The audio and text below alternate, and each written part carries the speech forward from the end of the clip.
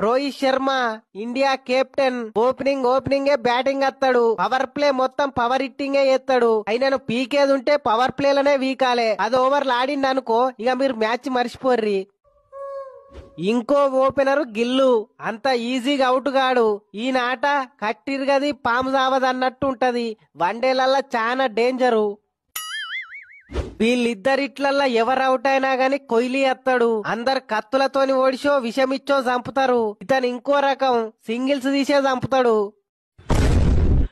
Shreyas Iyer half century వేయంది అసలు అవుటే గాడు. చివరగా ర్యాంపేజ్ రాహుల్ అంత ఈజీగా ఓటమిని ఒప్పుకోడు. ఈ నలుగురు ఐదుగురిని చూసుకుంటే సరిపోతుందంటావు. ఇప్పటి వరకు నేను చెప్పింది టీజర్ మాత్రమే. అసలు సినిమా వాడు వచ్చినాకనే స్టార్ట్ అవుతది. ఫస్ట్ ఈ నలుగురు ఐదుగురు వచ్చి కొట్టినా నొప్పెట్టది గాని మొత్తం ఓపిక అంతా అయిపోయినాక వాడొచ్చి పగబట్టినట్టే కొడతాడు. వాడే కుంఫు పాండ్యా. వాళ్ళ ఇంట్లో ఆడోళ్లతోటి లొల్లి అయితే వాళ్ళు చూసుకోవాలి గాని ఆ కోపం అంతా మన మీద చూపిస్తాడేంది బ్రో.